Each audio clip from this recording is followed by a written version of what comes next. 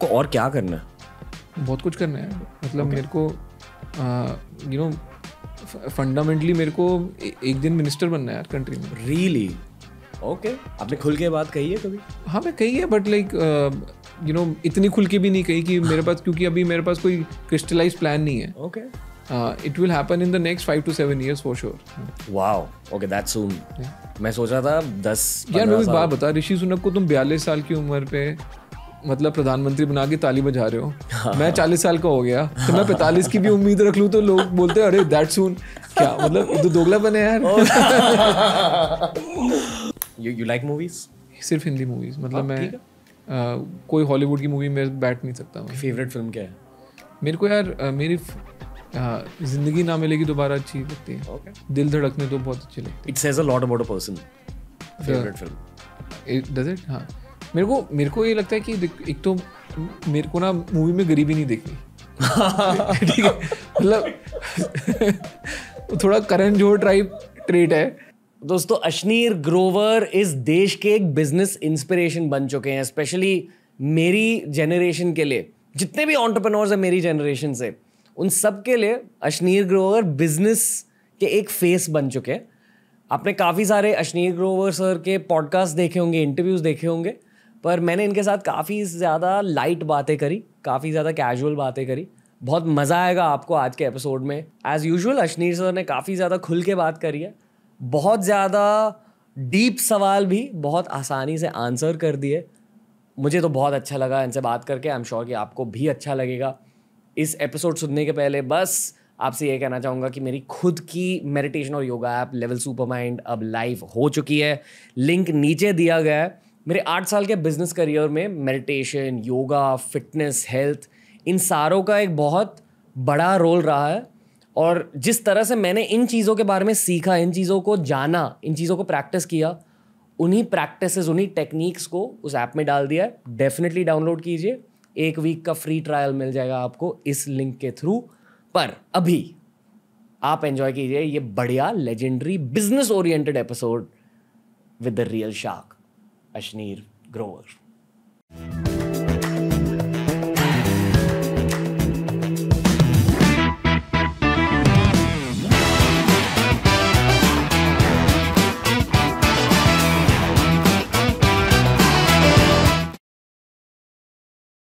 Ashneer Grover sir, TRS Hindi में आपका स्वागत है. हम बहुत ज़्यादा एक्साइटेड है क्योंकि आपकी वजह से हमें मिलेंगे व्यूज़.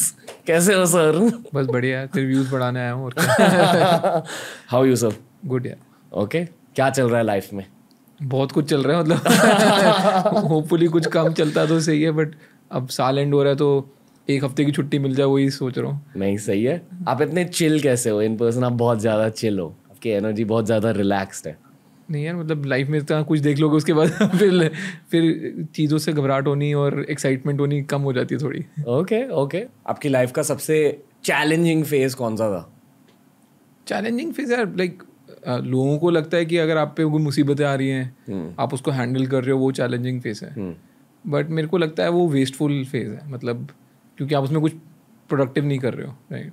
मेरे को चैलेंजिंग तब लगता है जब आप कुछ बना रहे हो, जब बिजनेस बना रहे हो. राइट. लाइक जब आपकी ग्रोथ हो रही है, both individually, you know, monetarily, business growth. Right. Those are the real challenging times.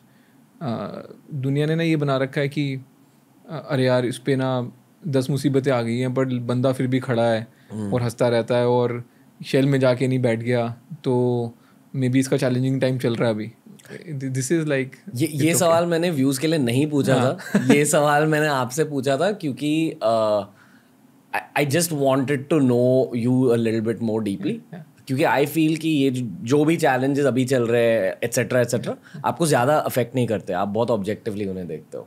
हाँ, मैं तो यार ऑब्जेक्टिव ही हूँ. मतलब सी द पॉइंट इज, मेरे को ये लगता है आपकी एक लाइफ है, ठीक है, आपने 50 साल 60 साल तक प्रोडक्टिव होना है. उसके बाद the health takes you where it takes you. तो आपको 50-60 साल तक की जो एज है उसमें आप कितना आउटपुट निकाल सकते हो, उस पर फोकस होना चाहिए. So all of these things right happening right now is just eating away that time, which means कि जब मैं वापस कुछ प्रोडक्टिव काम करने पे आऊँगा तो मेरे को और स्पीड पकड़नी पड़ेगी. That is challenging, right? This is like speed breaker है. स्पीड ब्रेकर पे ऊपर जाना क्या चैलेंज है, राइट? रेस करना इज द रियल चैलेंज. ये वाला फेज प्रोडक्टिव है आपके लिए? It's okay, right? It's I think slightly more productive in the sense कि ठीक है मैं अपने हेल्थ पे थोड़ा ज़्यादा ध्यान दे रहा हूँ. I get longer hours to sleep. मैं जंक कम खा रहा हूँ, मैं वर्कआउट ज़्यादा कर रहा हूँ. हॉट दिख रहे हो. हॉट तो नहीं पता यार, मतलब क्या हुआ कि शार्क टैंक के टाइम जब लोगों ने मेरे को देखा, मैं ना सबसे मोटा था. मतलब मेरे को भी रियलाइजेशन बाद में हुई कि मैंने बहुत वेट पुट ऑन कर लिया था. एंड वो हुआ कि ये था कि कंपनी बना रहे थे तो आप स्ट्रेस ईटिंग कर रहे हो या आप बिल्कुल ही आपको लग रहा है कि बस बिजनेस ही है, बाकी सब बकवास है, कुछ नहीं देखना ही नहीं है मेरे को. तो आपने गिव अप मार दिया बाकी सब चीज़ों पे. तो then you realise, go on TV and then you see yourself and you think यार ये मतलब it must be the camera, right? मैं तो इससे पतला हूँ. So then it hits you. Then किसी ने रील बनाई, उसने बोल दिया अरे वो मोटे वाला शार्क. एंड मैं सोच रहा है साले मेरे को बोल रहा है कि मैं मोटे वाला शार्क हूँ. एंड देन तब तक भी नहीं अंदर से जागा. फिर क्या हुआ कि एक बहुत ही वीडियो वायरल हो गया, like crores of views of this guy in a mandir, in a Krishna mandir, doing puja, right? And tagged we caught Ashneer Grover doing puja in Vrindavan or some place. And I looked at that guy and it's like उसकी तोन निकली हुई है, right? वो जो कीर्तन चल रहा था, ये याद है मेरे. तो वो एंड तब मेरे को लगा यार कि लाइक मेरी परसेप्शन इतनी खराब हो चुकी है कि एक इतनी मोटी तोन वाला बंदे को भी लोग बोल रहे हैं हाँ ये अश्नीर ग्रोवर है, ठीक है? So then it me hard. मेरे को लगा अब साले ठान के इसको कम करते हैं weight. So in that sense it's productive. दूसरा काम भी चल रहा है. It's just that I am now smarter and not talking about काम क्या चल रहा है. Working in stealth. Stealth भी नहीं है. मेरे को लगता है यार कि see आप एक बारी पब्लिक फिगर बन जाओ ना तो लोगों की अनरियलिस्टिक एक्सपेक्टेशन हो जाती है, ठीक है? आप मतलब लोगों को लगता है कि यार ये तो किसी चीज़ को छुएगा तो सोना बन जाएगा, बट वो नहीं है, राइट? लाइक आपको कुछ भी करना है, आपको उसमें मेहनत मारनी है, आपको मार्केट समझनी है, मार्केट को एक्सेप्टेंस होनी चाहिए, ठीक है? उसमें भी वही सेम चीज़ें लगेंगी जो पिछले बिजनेसेस जो बनाए उनमें जो लगी.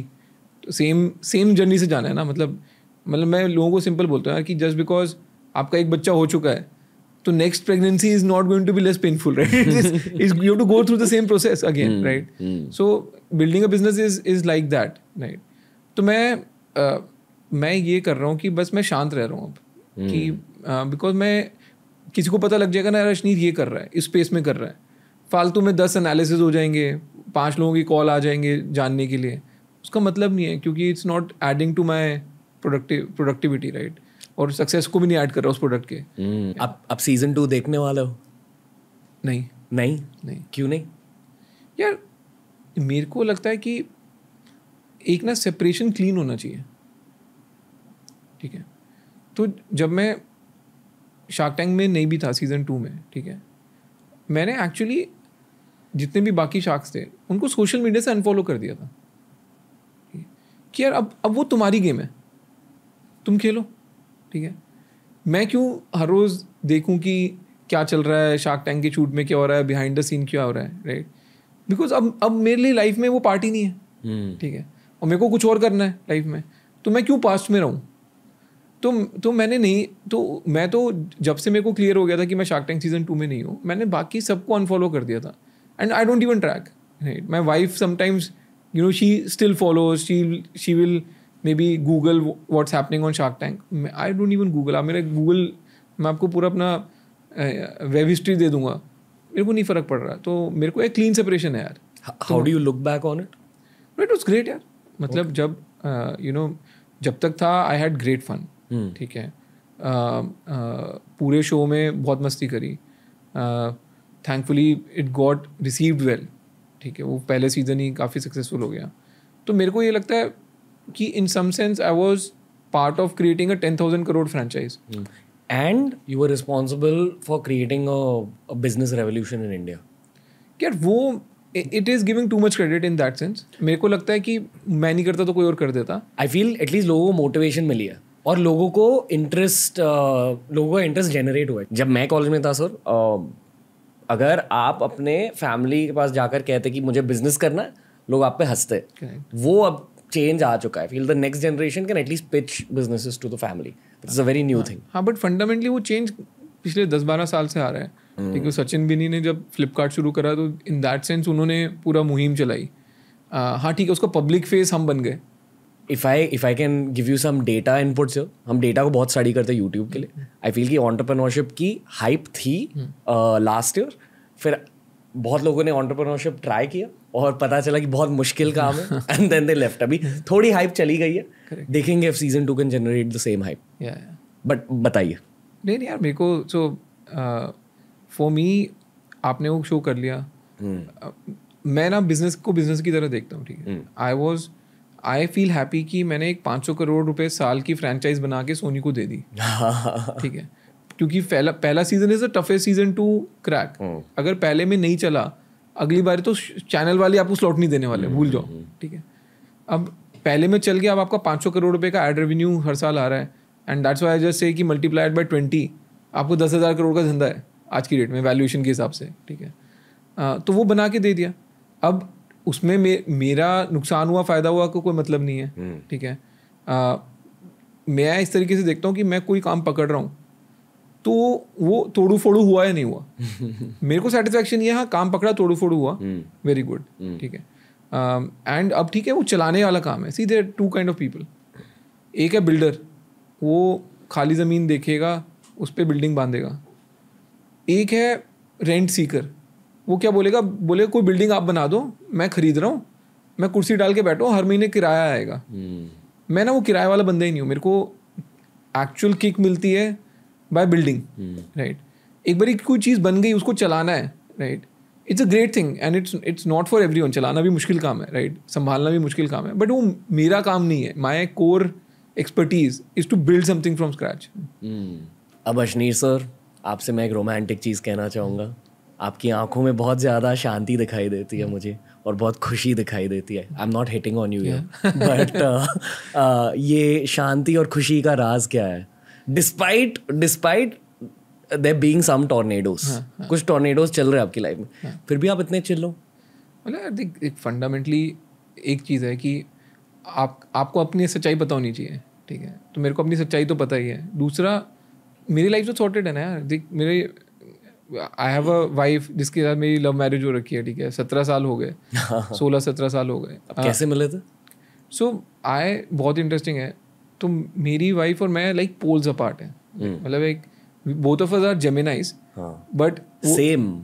Sorry, I don't know why I am saying, पर बोलो. तो तू भी जेमिनाई है क्या? हाँ, अच्छा, जेमिनाई है क्या? इसलिए कनेक्ट फील हो रहा है आपके साथ. वो तो जेमिनाई का मेरे को लगता है एक जेन्युइन बहुत स्ट्रॉन्ग कनेक्ट होता है हमेशा. जैसे यहाँ 2 लोग बात नहीं कर रहे, 4 लोग बात कर रहे हैं. 4 लोग बात कर रहे हैं, एग्जैक्टली. बताइए. तो वही 4C2 4P2 जो भी होता है, कॉम्बिनेशन बन जाते हैं. बहुत इंजीनियरिंग से जोक मारी, बट श्योर, गो ऑन.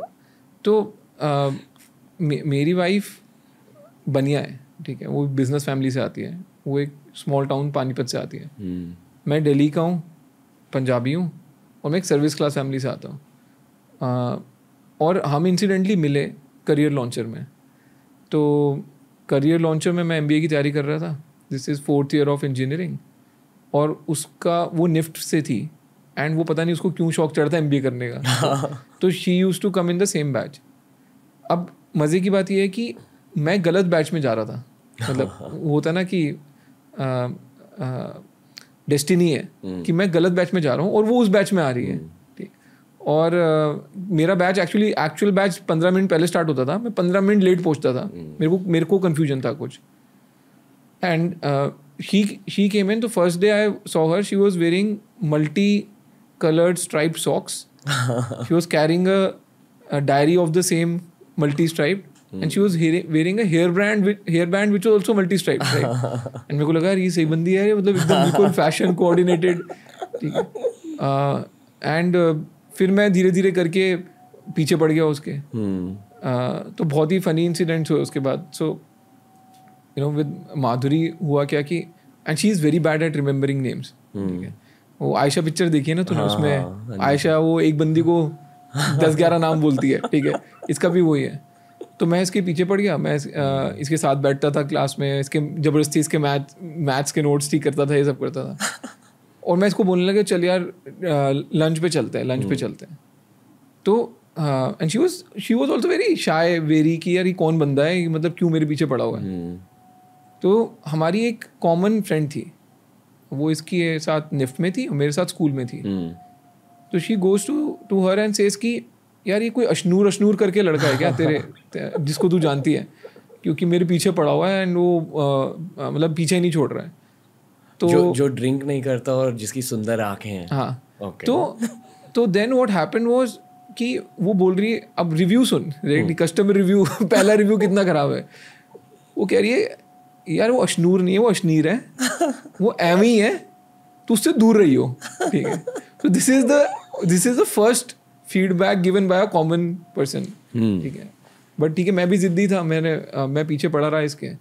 फिर then I asked her out for lunch, और पहली बार लंच के आने के बाद ही मैंने अपने फ्रेंड को बोल दिया कि तू मेरे से लिखवा ले, शादी इससे ही हो रही है, ठीक है। कुछ नहीं पता, मतलब अभी तक ये भी नहीं पूछा होगा कि तेरा कोई बॉयफ्रेंड तो नहीं है, कोई और चक्कर तो नहीं है, और आके अपने फ्रेंड को बोल दिया कि शादी तो इसी से हो रही है। एंड मेरा फ्रेंड भी घबरा गया कि भाई पागल हो गया क्या, तो बोल रहा है भाई सोच ले थोड़ा, अभी तो बहुत जल्दी नहीं हो रहा। आई सेड नहीं, मेरे को नहीं पता, बट मेरे को लग रहा है ऐसा। एंड देन इवेंचुअली हुई तो वहीं पे शादी। ओके। और ये जो टॉर्नेडोज हुए हैं आपके लाइफ में, she's been an anchor. Yeah, she's been an anchor. She's been there throughout. I think जब मैं काम कर रहा था तो somewhere I started discounting her in that sense कि आपको लगता है ना कि नहीं यार मेरी टीम में और capable लोग हैं, ठीक है। But when all of these tornadoes happened, I started realizing कि सिर्फ it's not about capability only, right? Yeah, about team in the first place. It's about intention also ना, right? कि आपको एक बंदा तो चाहिए ना जो आपको एकदम ऑनेस्ट फीडबैक दे, राइट। एंड मेरे को लगता है कि with a life partner see what happens eventually is that you are in the same boat, ठीक है। अगर आप सक्सेसफुल होगे तो आप एक दूसरे की सक्सेस दोनों एंजॉय करोगे। अगर आप एक बंदा फेल होएगा तो दूसरा बंदा के सक्सेसफुल होने का भी कोई फ़ायदा नहीं है, कि बिकॉज वो आप उसमें उलझे रह जाओगे, राइट। तो कहीं पे मेरी गलती ये थी कि मैंने अपने काम के टाइम उसको इतनी तवज्जो नहीं दी, राइट, या इतनी अहमियत नहीं दी उसकी बात पे। But when all of these things started happening, then I started realising कि she was you know true all through, वो जो बोल रही थी सही था। एंड फिर मैं उसको ज़्यादा तवज्जो देने लग गया उसकी बात को भी। सो या वी हैंडल एवरीथिंग टुगेदर यार। बिजनेस में लाइफ पार्टनर का बहुत बड़ा रोल रहता है सर। आपने गुरु फिल्म देखी है? हाँ, ऑफ कोर्स, सेम लॉजिक, ये मैंने अक्रॉस नोटिस किया। या आपको अगर एक चीज़ में एक्सट्रीम जाना है तो आप दूसरी चीज़ को निगलेक्ट नहीं कर सकते ना। लेट्स से अगर आपको बिजनेस में एकदम एक्सट्रीम जाना है, bold, right, then someone has to be there who is taking care of the family कि सब कुछ सही चल रहा है, राइट। तो एंड कॉम्प्लीमेंटैरिटी चाहिए, राइट। आई थिंक वो कॉम्प्लीमेंट्री स्किल्स हैं अगर आप में। जैसे आई am not a good people person, मतलब आई कांट रीड पीपल। मैं अभी भी रीड मतलब कई बार I take people on face value.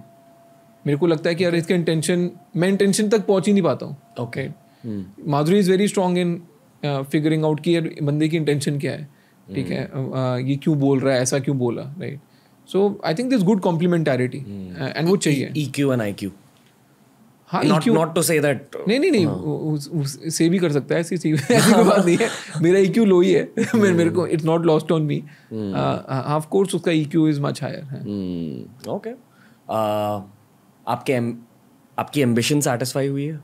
नहीं, बिल्कुल नहीं। Career ambitions? नहीं यार, सी आई थिंक एम्बिशन एक कोई वो चीज़ ही नहीं है जो सेटिस्फाई हो सकती है, वो एक ट्रेट है, राइट। आपको और क्या करना है? बहुत कुछ करना है, मतलब मेरे को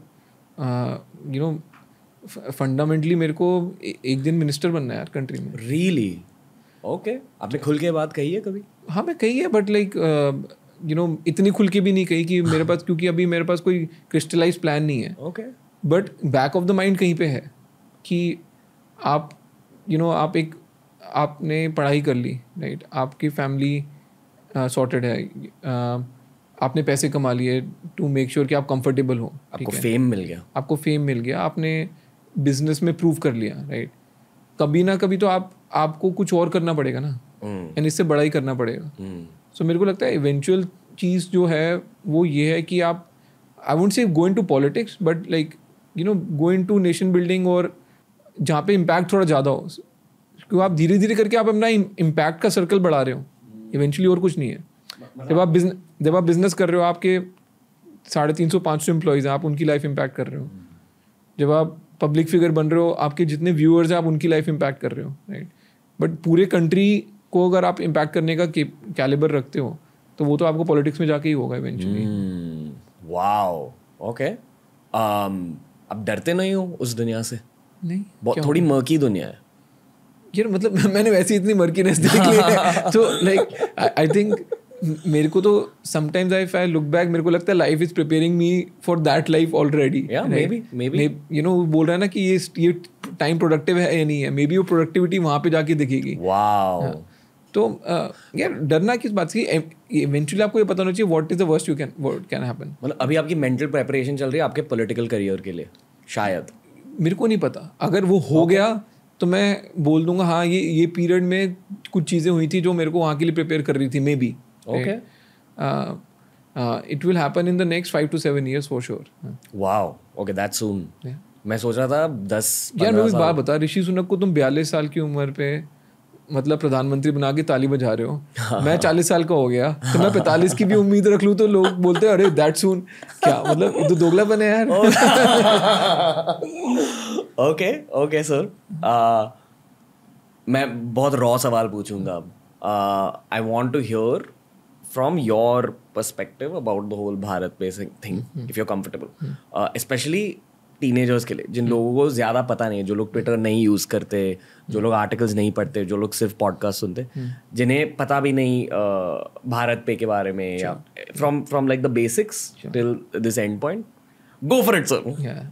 ये बहुत सिंपल सी चीज़ है, इसमें कोई कॉम्प्लिकेटेड नहीं है. 2018 is when I started Bharat पे, ठीक है. एंड फिर उसको 4 साल के अंदर it became a $3 billion company, ठीक है. तो आप स्टार्ट करने से पहले आपकी थॉट क्या थी? ये स्टार्ट करने से पहले मैं एक्चुअली पीसी ज्वेलर में पीसी ज्वेलर की दुकानों पे QR मंगवा रहा था कि पेटीएम के QR दे दो, फ़ोनपे के QR दे दो. एंड देन आई रियलाइज कि यार एक दुकान पे कितने QR लगेंगे. Eventually there has to be one unified QR. So that was the simple thought. And the second thought was कि दुकानदार से आप 2% क्यों चार्ज कर रहे हो, ठीक है. कोई मतलब आपके बैंक से उसके बैंक में पैसे जा रहे हैं, और आपके बैंक से किसी एक इंडिविजुअल के बैंक में भी पैसे जा सकते हैं. सेम टेक्नोलॉजी है, सेम आर्किटेक्चर है. तो जस्ट बिकॉज एक रिसीविंग बंदा दुकानदार है, वो क्यों पैसे दे? एंड वो देगा भी नहीं ना, बिकॉज अगर इंडिविजुअल के जा सकते हैं, वो बोलेगा हाँ मेरे को एज एन इंडिविजुअल पैसे दे दे यार. So that's how I created Bharat पे, सेइंग कि एक QR लगाएंगे और उस पर कोई चार्जेस नहीं कटेंगे. एंड माई विजन वॉज कि एक बारी जब दुकानदार पैसे लेने लगेगा, हम उसको लोन देंगे, क्योंकि हमको पता लग जाएगा ये कितना बिजनेस करता है. सो इस सिंपल थॉट से मैंने बनाना शुरू किया था, and that's what I executed on. My execution was relentless, because मतलब मैं अभी पीछे देखता हूँ ना, मेरे को there have been months where I have grown 40x month on month. मतलब पिछले महीने पूरा जितना बिजनेस करा, अगले महीने की 1 तारीख को शाम को 8 बजे से पहले उतना बिजनेस कर लिया एक दिन में. इतनी भी ग्रोथ हमने देखी है. तो it was great fun building it. आपका पर्सपेक्टिव तब क्या था in terms of selecting cofounders, growing the organisation before it actually began the journey? नहीं यार, मेरा जो को फाउंडर था वो IIT से था, ठीक है. एंड उसने टेक पार्ट फिगर आउट कर लिया था कि QR बनता कैसे है, UPI का आर्किटेक्चर कैसे है. आपकी स्ट्रेंथ क्या है बिजनेस में सर? या मेरी स्ट्रेंथ है scale, okay, and growth, okay, ठीक है.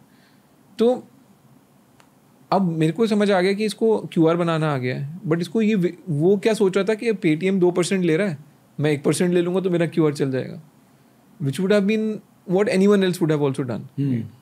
आई said that's not the big game.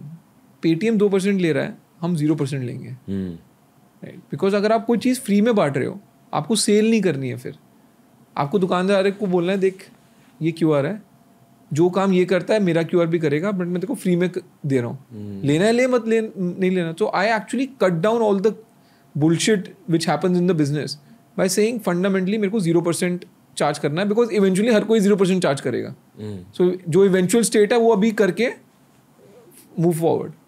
So, you know, within 6 months, I had put 50 lakh QRs. And उसके पहले पेटीएम 10 साल लग गया तो उसको 1.25 करोड़ QR लगाने में. And I just cracked the market and you know made space for my self. I was actually. एक पैरेलल सवाल है before I let you move forward. अगर एक 4 साल का बच्चा ये पॉडकास्ट देख रहा है, आप उस 4 साल के बच्चे को भारत पे के बारे में समझाओगे कैसे? क्या करता है भारत पे? कुछ नहीं करता यार. आप जब टॉफ़ी लेने जाओगे दुकान में तो उसके जो पैसे मांग रहे हैं अंकल, वो आप अपने कोई भी ऐप से पे कर दो. तो जो अंकल के यहाँ पे QR लगा है, दुकानदार अंकल के यहाँ पे, वो हमारा लगा हुआ है. Okay cool. Now continue. या तो या and it became, see in hindsight it is, BharatPe is the biggest success story because it was fast. किसी ने मैंने 3.5 साल में जो लगाए बिजनेस बनाने में, 3.5 साल में 0 से 3 बिलियन की वैल्यूएशन कोई नहीं किया. एंड ऐसा नहीं कि मैं पैसे खर्च रहा था कि या मेरे पास इन्वेस्टर्स थे तो मैं पैसे खर्च के बना रहा था. मैंने जो 3 बिलियन का बिजनेस बनाया उसमें एक्चुअल जो पैसा लगा था वो $200 मिलियन ही लगा था. आई रेज 625. जब मैं भारत पे से बाहर निकला हूँ, मैं 425 मिलियन छोड़ के आया हूँ कंपनी में. ठीक है. तो एंड भारत पे एक लौता फिनटेक है जिसको बैंक लाइसेंस दिया RBI ने. ठीक है. किसी और फिनटेक को आज तक बैंक का लाइसेंस नहीं मिला. पेटीएम बैंक के पास था but that was a payments bank licence. Actual bank licence किसी और को नहीं मिला. ये कैसे किया यार? उसमें भी इंटरेस्टिंग चीज़ क्या थी कि वो भी एक बहुत ही आउट ऑफ वर्ल्ड एक्सपीरियंस हुआ मेरे लिए. देयर वाज एक बैंक था PMC करके, पंजाब महाराष्ट्र कोऑपरेटिव बैंक.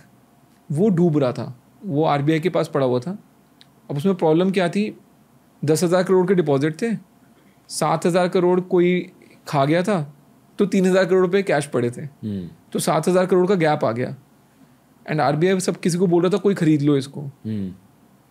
तो अब मैं 40 साल का भी नहीं हूँ, उस टाइम मैं 39-38 का हूँगा. एंड मेरे को एक फितूर था कि यार मैं जो बनाया है ना, जो भारत पे का सिस्टम, इसमें बैंक लाइसेंस बहुत ज़रूरी है.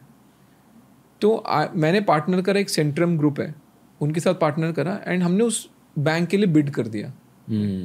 एंड हम उस बिड को जीत गए. ठीक है. तो किसी को एक्सपेक्टेशन नहीं थी कि एक 3.5 साल पुरानी कंपनी को RBI बैंक लाइसेंस दे देगा, बिकॉज यहाँ पे 75 साल पुरानी कंपनियों को RBI घास तक नहीं डालता. ठीक है.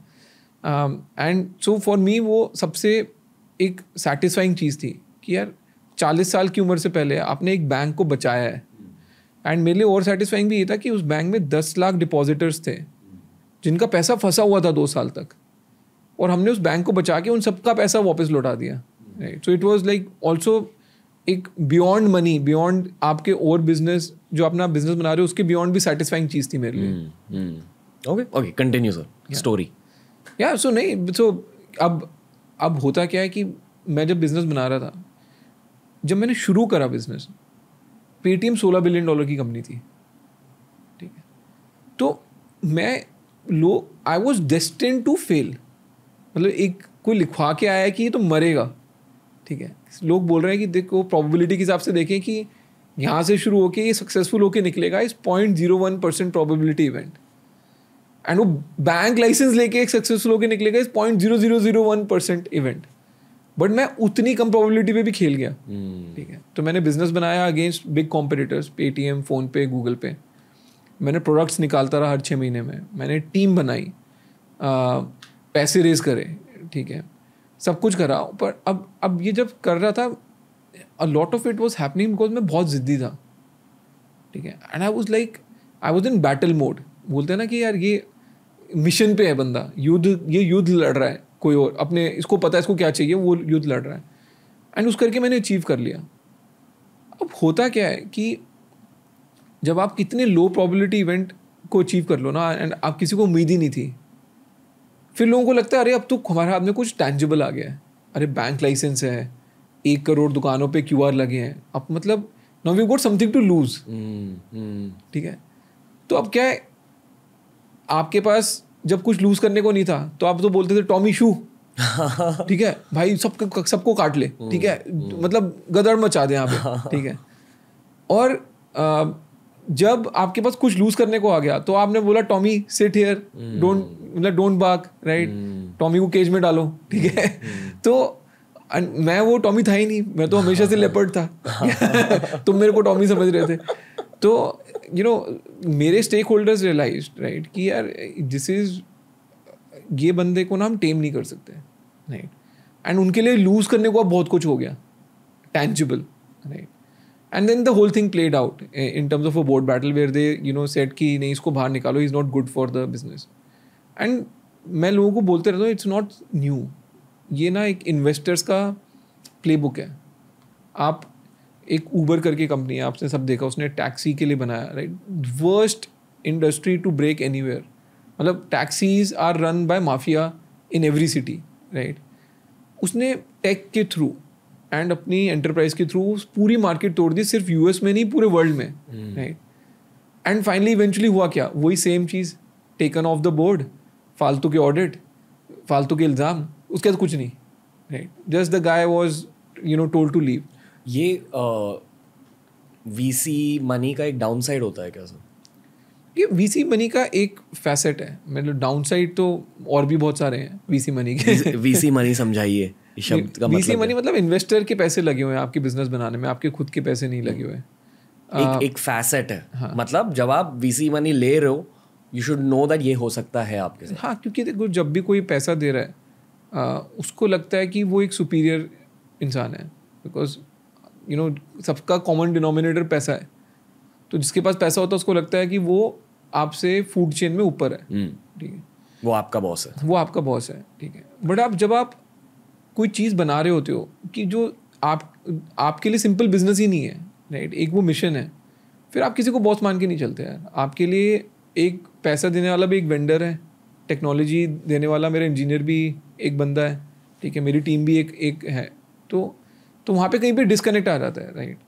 एंड ट्रैविस के केस में भी वही हुआ, राइट, कि ट्रैविस ऊबर के फाउंडर, हाँ, ट्रैविस ऊबर के फाउंडर थे। तो जब शुरू में बनाना था और सबसे लड़ाई लड़नी थी, तो Travis was the best guy उनके लिए। और जब बन गई कंपनी, $40 बिलियन की कंपनी बन गई, तो अब कुछ लूज करने को हो गया।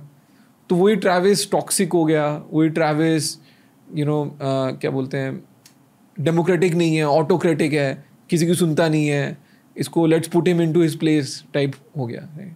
Same thing happened with WeWork. Adam Neumann उसका फाउंडर था, right. Again real estate, one of the most difficult sectors to break into. उसने बनाई बड़ी कंपनी, राइट। सॉफ्ट बैंक तक ने पैसा लगाया, बट जब उनको लगने लग गया कि नहीं अब ये बहुत बड़ा हो रहा है and he is not listening to us, let's put it into his place. So I think वो एक बैटल है between investors and founders, and mostly वो बैटल इन्वेस्टर्स जीत जाते हैं, बट कुछ पावर की वजह से, पावर विद इन बिजनेस। हाँ, it's also about maintaining your superiority, right. मतलब आपको 10 जगह, 100 जगह, 1000 जगह और कंपनी में पैसे लगाने हैं, आप ये चाहते हो कि सब मेरी बात सुने, ठीक है। तो आप किसी को एग्जाम्पल बनाओगे, हाँ, वही आपको एग्जाम्पल बनाना है, राइट, कि यार इसको एग्जाम्पल बनाते हैं। एंड मतलब एक ओपनिंग बैट्समैन जो कैप्टन भी है, उसकी सेंचुरी के बाद उसे ड्रॉप कर दिया टीम से, its equivalent of that. Okay, हाँ, कि यार तू सब कुछ सही है, तूने रन भी बहुत मारे, तू कैप्टन भी है, टीम भी तूने बनाई, बट अभी बोर्ड में चेंज हो गया तो हम अब आप कुछ और स्पोर्ट्स के लिए। Okay, go on sir. नहीं, गो ऑन व्हाट? फिर मतलब फिर क्या हुआ आपके पर्सपेक्टिव से? मैं आपको इसलिए इतने सवाल पूछा हूँ क्योंकि आपका पर्सपेक्टिव पूरा यूट्यूब पर नहीं है। नहीं, एग्जैक्टली, बट मेरा जो पर्सपेक्टिव है ना, वो मेरी बुक में है। ओके, तो मैंने क्या किया, मेरा एक सिंपल फंडा है, मेरे को ना रोना नहीं है, क्योंकि दुनिया में किसी को रोना, किसी को सुनना ही नहीं है, कोई वैल्यू नहीं होती किसी को रोने की।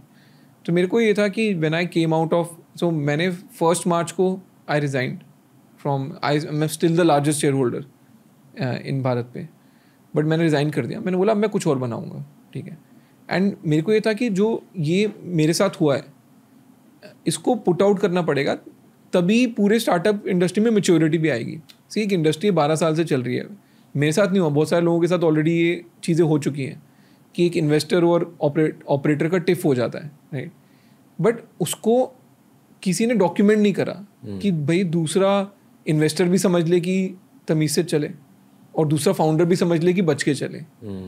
तो मैं जब 1 मार्च को रिज़ाइन करा, उसके बाद मेरे को US जाना है थोड़े दिन के लिए। मैंने 5 हफ्ते के अंदर पूरी अपनी ये स्टोरी बुक में लिख दी, right from my early days till the whole board battle. तो दोगलापन जो बुक है, उसके last 2-3 chapters capture all this, कि बनाया कैसे भारत पे, कहाँ पे चीज़ें टर्न होने लग गई और फाइनली प्ले आउट कैसे करा, वो everything is in the book. अब 1-2 मिस्टेक्स हाईलाइट कर सकते हो? यार मेरा 1-2 मिस्टेक ये है कि एक तो हायरिंग मिस्टेक मैंने बहुत की है। एज आई टोल्ड यू कि मैं ना बंदे की फेस वैल्यू पे जाता हूँ, उसके कैपेबिलिटी पे चले जाता हूँ, मेरे से इंटेंट मिस हो जाती है लोगों की। ठीक है, मतलब जो ब्रांडिंग वो खुद को देते हैं, आपने वो देखकर उन्हें हायर किया था? हाँ, मतलब मेरे को ये लगा ठीक है ये बंदा काम कर लेता है, गुड सेल्स पर्सन। हाँ, गुड सेल्स पर्सन है, या सेल्स भी नहीं, मतलब काम भी कर लेगा, ऐसा नहीं है। गुड लिटरल सेल्स पर्सन नहीं। हाँ, लिटरल सेल्स मतलब ऐसा नहीं कि काम नहीं आता और मेरे को बेच रहा है, वो मैं बहुत जल्दी पकड़ लेता हूँ। काम आता है, but is he going to be there for the long run, या ये मतलब पासा पलट जाएगा, दूसरी साइड चला जाएगा, उस टाइप लॉयल्टी वाली। एंड मेरे बुक में लिखा भी है, एक बहुत इंपॉर्टेंट चीज़ है कि जब आप सक्सेसफुल हो रहे हो ना आप, ठीक है, तो अपॉर्चुनिटी सबको लॉयल रखती है। यार 3 बिलियन की कंपनी बनने वाली है, अभी 400 मिलियन की वैल्यूएशन है, सब लॉयल हैं। ठीक है, कोई हर एम्प्लॉय मेरे को आके बोल रहा है कि सर आपने मेरी लाइफ बना दी, मैं तो ज़िंदगी भर आपके साथ ही काम करूँगा, किसी और के साथ काम ही नहीं करना मैंने लाइफ में अब। ठीक है, बिकॉज अपॉर्चुनिटी है, उसको दिख रहा है 400 से 4 बिलियन पे जाएगी, 10x ग्रोथ है, मेरे को शेयर्स मिलेंगे, 10x ग्रोथ हो जाएगी, तो सब लगे पड़े। ठीक है, when things start going against you, right, तब जो खड़ा है लॉयल तो वो है ना। तो in good times opportunity does the work, loyalty तो सिर्फ टेस्ट हो ही सकती है बैड टाइम्स में। गुड टाइम में लॉयल्टी का कोई मतलब ही नहीं है, वो चापलूसी है। तो आपने लॉयल्टी स्पॉट नहीं करी? हाँ, लॉयल्टी स्पॉट नहीं करी। इनफैक्ट या मैंने डिसलॉयल्टी या जो इनहेरेंट कोई किसी का मैल इंटेंट है कि गलत इंटेंशन से आ रहा है या कल को मेरे को ही काटेगा, वो मैंने नहीं करा। दूसरा मेरे से जो गलती हुई ना, वो ये हुई कि मेरे पास बोर्ड सीट थी where I could have put anyone. ठीक है, बट मैंने ना कहीं पे इन्वेस्टर को भगवान बना लिया था अपना, कि जो इन्वेस्टर बोलेगा मैं उसके हिसाब से चल लूँगा, मेरे को इन्वेस्टर को खुश रखना है, राइट। वो मेरे हिसाब से बहुत बड़ी गलती थी, जो कि मेरे अब मैं क्लियरली बोलता हूँ। बट उस टाइम पे जैसे मेरे पास एक बोर्ड सीट खाली पड़ी थी जहाँ पे मैं अपनी वाइफ को भी कर सकता था, बट मेरे को ये लगने लग गया कि अगर मैं अपनी वाइफ को बोर्ड पे लाऊंगा तो इन्वेस्टर क्या सोचेंगे, which was the biggest mistake, right. कि भाई मेरी बोर्ड सीट है, मैं अपने वाइफ को लाऊं या मैं अपने ड्राइवर को लाऊं या मैं अपने खानसामा को लाऊं, इट्स मेरी डिस्क्रिप्शन है, राइट। बट कहीं ना मैंने भी इन्वेस्टर को भगवान बना लिया था कि यार नहीं, है तो मेरी चीज़, बट मैं अपनी चीज़ को भी लेने से पहले इन्वेस्टर को खुश रखूँगा। ठीक है, एंड मैंने वो बोर्ड सीट खाली रखी, एंड वो जब मेरा बोर्ड बैटल हुआ उसमें उन्होंने वो मेरे अगेंस्ट यूज़ करी। तो मेरे को लगता है ये 2 चीज़ें थी। ये एक्चुअली एक बहुत बड़ा एंटरप्रेन्योरियल लेसन है कि बिजनेस में पैसों का फैक्टर भी होता है बट पावर का फैक्टर भी होता है। हाँ, एंड सी जब कोई चीज़ में मेन चीज़ क्या है कि जब कोई चीज़ छोटी है किसी को फ़र्क नहीं पड़ता, कोई छोटी चीज़ पे लड़ना ही नहीं चाहता। ठीक है, आपको खुला हाथ मिलता है, आप जो करना है करो, राइट। जैसे ही कोई चीज़ बड़ी होती है ना, लोगों के असली रंग निकल जाते हैं। Money reveals character, right. छोटी चीज़ में सब भाई हैं, क्योंकि किस चीज़ पे लड़े यार, अभी तो शुरू करा है, पता नहीं बड़ा होगा नहीं होगा, आपस में क्यों हम लड़ रहे हैं, राइट। पर जैसे ही आपका पैसा इतना बड़ा हो जाता है ना, तो बंदे के दिमाग में आने लगता है अरे मैंने बनाया, राइट। और हर कोई वैल्यू प्रोटेक्शन मोड में चला जाता है, वैल्यू क्रिएशन में नहीं होता। तो आप जितने भी देखोगे सक्सेस स्टोरीज हैं, उसमें क्या होता है कि if you come from nothing तो आप लंबे चौके छक्के मारते हो, राइट। आप 99 पे खेल रहे हो, आप टुक टुक करके खेलते हो। सेम इन लाइफ यार, मतलब आप करियर स्टार्ट कर रहे हो, आप सूर्य कुमार यादव हो, आपको क्या फ़र्क पड़ रहा है, मैं इधर भी मारूंगा, मैं उधर भी मारूंगा, राइट। नाउ सूर्य कुमार यादव की 49 हाफ सेंचुरीज हो गई T20 में, वो 50th में वो लगा देगा 10 मैच। जैसे सचिन के वो 90 रन वाले, हाँ 90 रन वाले पे जाके। तो मेरे को लगता है दो लोग ना, मनी कैरेक्टर रिवील कर देता है और लोग भी ना डी रिस्क हो जाते हैं, और वो फाउंडर का जो एक विजन है ना, वो लोग समझते नहीं है। वो कहने को बोल देते हैं कि हमको पता है तू क्या बना रहा है एंड हम तेरे साथ चल रहे हैं, बट लोग छोटी गेम खेल जाते हैं कई बार। Okay, do you believe in God? नहीं यार, मैं मतलब वैसे नास्तिक इंसान हूँ। Really? हाँ मतलब मैं ये बांधा हुआ है क्योंकि मैं मंदिर गया था अभी रिसेंटली, बट मैं इतना वो नहीं हूँ। मतलब मेरे जो ग्रैंड पेरेंट्स भी थे वो आर्य समाजी थे, तो मतलब वो सेम। हाँ okay, तो हवन वगैरह ज़्यादा करते हैं। आइडल वर्शिप या मंदिर जाना कम होता था। मेरी वाइफ बहुत ही स्पिरिचुअल है, तो इनफैक्ट घर में मंदिर अब है। हमारे घर में तो अभी मंदिर भी नहीं हुआ था आज तक तो घर में अब मंदिर है बिकॉज उसने बनवाया। बट मैं वैसे इतना वो नहीं हूँ। मेरे को मतलब ना फियर ऑफ गॉड है ना अनड्यू लव ऑफ गॉड है, दोनों में से कुछ भी नहीं है। तो लाइफ के सबसे लो मोमेंट्स में आपके दिमाग में क्या चलता है? नहीं यार, कुछ नहीं चलता। मेरे को लगता है कि चलो वापस काम करें यार। आई थिंक समवेयर वर्क मतलब क्या करो लाइफ के लो मोमेंट्स में भी। आप क्या सोचोगे? आप दो तरीके हैं, या तो आप रोते रहो बैठ के कि यार ये हो गया मेरे साथ, वो हो गया। मैं बोल रहा हूँ ना, कोई आपका रोना सुनने नहीं आने वाला है। IIT ये IIT की देन है यार। होता क्या है कि मेरे को जेन्युइनली लगता है कि I am made for big things. एक बिलीफ है, ठीक है। वो अगर मैं कुछ नहीं तोड़ता तो वो अनरियलाइज्ड अनड्यू बिलीफ हो जाता, ठीक है। अब आपने कुछ तोड़ फोड़ दिया है तो लोग बोलेंगे हाँ ठीक है यार, बिलीफ कहीं से तो आ रहा है। बट मेरे को बिलीव है कि I am made for big things, ठीक है। और मेरे को हमेशा से रहा है, ठीक है। एंड तो अब हुआ क्या कि आपने करियर में किया, डिसेंटली किया, फिर आपने स्टार्टअप्स में गए तो आप 2 स्टार्टअप के पार्ट हुए जो दोनों यूनिकॉर्न बनी। बहुत रेयरिटी है, मतलब पूरे दुनिया में मिला के मुट्ठी भर लोग हैं जिन्होंने 2 यूनिकॉर्न में काम किया होगा, राइट। तो मेरे पहले ग्रोफर्स में था एज CFO, फिर भारत पे खुद बनाई, फिर अब शार्क टैंक में गए तो वो मतलब निकल पड़ा वो काफ़ी। शार्क टैंक की वजह से आपके पूरी जर्नी को एक स्पॉटलाइट मिल चुकी है, which is important for the next generation of entrepreneurs after you. Very important. जो ये सब चीज़ें आप कह रहे हो, these are lessons for you at 40, it's become lessons for us at 28, 27। या एब्सोल्युटली। बट मेरे को लगा कि वो शार्क टैंक भी एक बड़ी चीज़ होगी, मतलब टीवी पे बड़ी चीज़ है, ठीक है, कल्चरली बड़ी चीज़ है। फिर मैंने बुक लिखी तो वो नंबर 1 बेस्ट सेलर हो गई। तो ना मेरे को कहीं पे लगता है कि I am made for big things, कि मैं कुछ करूँगा और शिद्दत से करूँगा और मेहनत से करूँगा तो वो बड़ी हो जाएगी, ठीक है। तो मेरे को एंड लो में भी ना, ठीक है, लो में आपको क्या होता है कि आप थोड़े से डिप्रेस हो जाते हो, आपकी बॉडी थोड़ी लेथार्जिक हो जाती है, बट वो बिलीफ नहीं खत्म होता। आपकी इंटेंशन बहुत प्योर है। Just I'm not hitting on you. हाँ, no, absolutely. So intention pure, purity का भी एक सब्जेक्टिव चीज़ है। मेरा इंटेंशन कभी भी किसी दूसरे इंसान से पैसे बनाने का नहीं हुआ। मेरा इंटेंशन हमेशा ये हुआ है कि यार मैं 100 रुपये की चीज़ बनाऊंगा ना, उसमें से 10 रुपये मेरे होंगे, बहुत है, ठीक है। एंड सो मैंने जब भी बनाया है, मैंने हमेशा लोगों के लिए पैसे बनाए हैं, ठीक है। अब आप आप चाहे ग्रोफर्स देख लो, मैं कुछ पैसे बना के नहीं गया, बट मैं कंपनी खड़ी करके दे के गया अलबिंदर को। भारत पे देख लो, राइट, $3 बिलियन की कंपनी बना के इन्वेस्टर को दे के गया हूँ, ठीक है। शार्क टैंक देख लो, मैं आपको बोल रहा हूँ 10,000 करोड़ का फॉर्मेट आपको खड़ा करके दे के गया।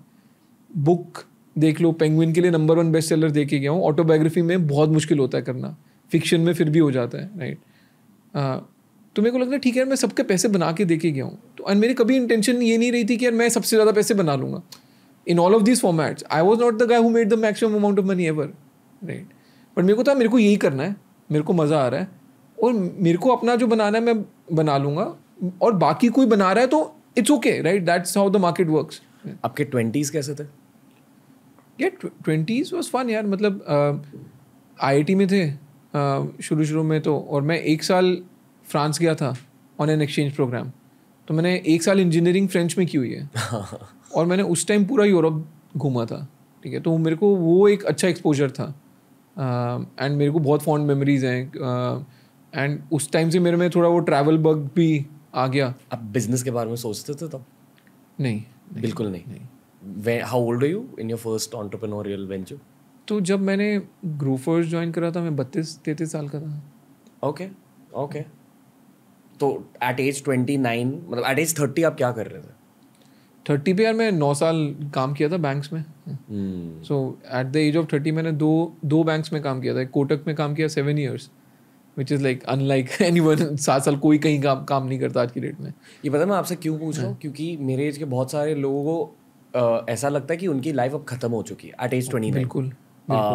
And the weird thing is जो 18 years ओल्ड लोग हैं उन्हें भी ये लगता है कि लाइफ खत्म हो चुकी है, दे वेस्टिंग टाइम। मैं उन्हें पर्सपेक्टिव देना चाह रहा हूँ क्योंकि इसके पहले आपने सक्सेस के बारे में बात करी कि you found success in different field, not just money, also fame related success, impact related success. नहीं मैंने वो देखा हुआ है यार। देख मैं इन दैट सेंस टुडे की एज के लिए मैं तो लेट ब्लूमर हूँ कि कोई बंदा, जब मैंने भारत पे शुरू करा मैं 36 साल का था। अब बिजनेस के सूर्य कुमार हो? अब पता नहीं सूर्य कुमार हूँ या क्या हूँ, बट मैं 36 मतलब लेट शुरू करा। और मेरा जो को फाउंडर था वो 20 साल का था IIT से। तो मैंने दोनों पर्सपेक्टिव पता है मेरे को कि यार मैं लेट शुरू कर रहा हूँ और मेरा को फाउंडर है मैं उसके साथ शुरू कर रहा हूँ, वो बहुत यंग है, ठीक है। बट ये एक जेन्युइन चैलेंज है जो तू बोल रहा है कि इतना आप सोशल मीडिया आपको इतना बराज कर रहा है, ठीक है, एंड आपको इतनी सक्सेस स्टोरीज को ग्लोरीफाई कर रहा है आपके लिए कि बहुत सारे बच्चों को 21 साल की एज में मिड लाइफ क्राइसिस आने लग गया है। ये होता है ना कि यार किसी को 40-50 साल की उम्र में जाके एक रियलाइजेशन होती है कि अब तो मेरे 20-25 साल ही बच्चे हैं और मैंने क्या किया लाइफ में, ठीक है।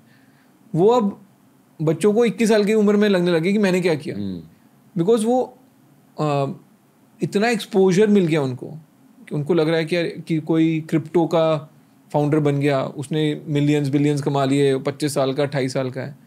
तो 21 साल में अगर आपने कुछ किया नहीं तो कुछ किया एंड क्या कर लेगा यार। मैं मेरा एग्जांपल देता हूँ ना, 22 तक तो मैं IIT में था, 18 से 22 की उम्र में।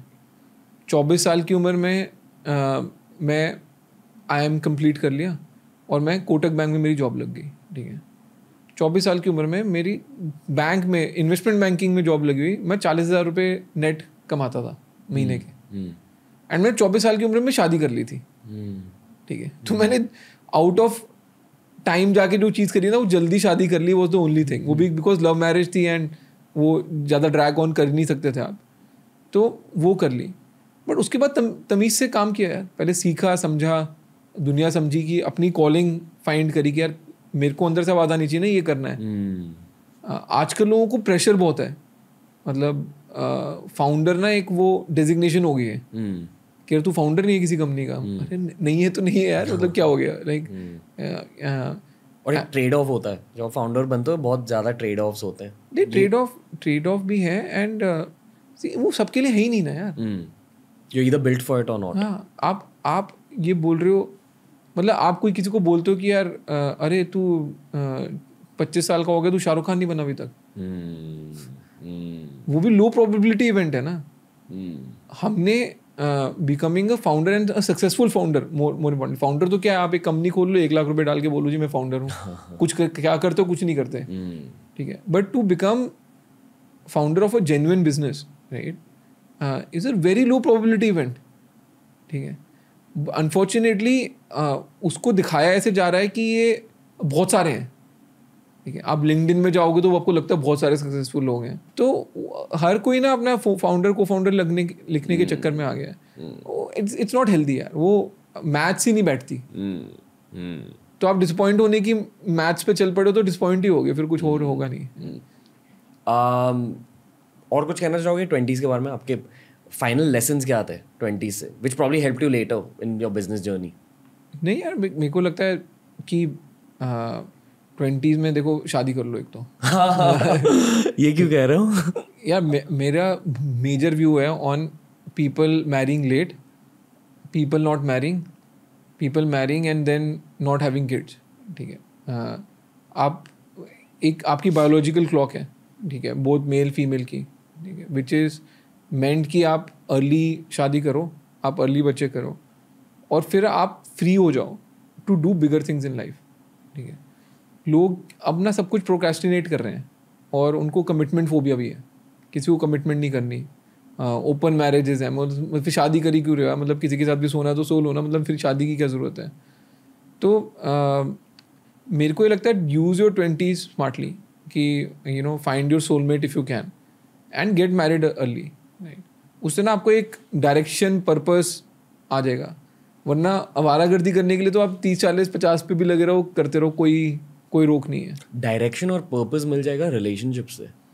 हाँ, कैसे यार आपको आप डिस्ट्रैक्टेड नहीं हो ना, आपको ये पता है कि यार ठीक है मेरे बच्चे हैं, ये स्कूल जा रहे हैं, अब इनकी भी लाइफ मेरे को देखनी है, ठीक है, तो I have to be responsible.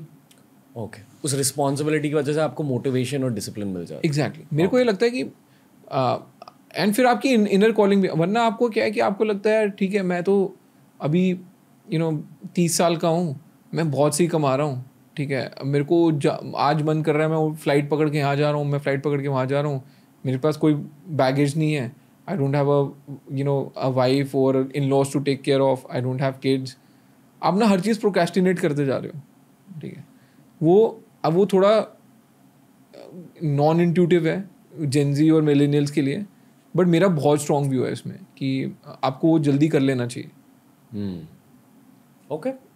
और कोई करियर लेसन है 20 से? यही सबसे बड़ा करियर लेसन यार मेरे को लगता है पढ़ाई पूरी करो, डोंट ड्रॉप आउट। हाँ, मतलब ड्रॉप आउट वाला जो कल्चर है ना कि कॉलेज मेरे को क्या सिखाएगा, मतलब वो फैक्ट भी है कि आजकल कॉलेज कोर्स की बहुत सारे कॉलेज कोर्सेज इररिलेवेंट है और 20 30 40 साल पुराने हैं जिनका आज की डेट में कोई मतलब ही नहीं है।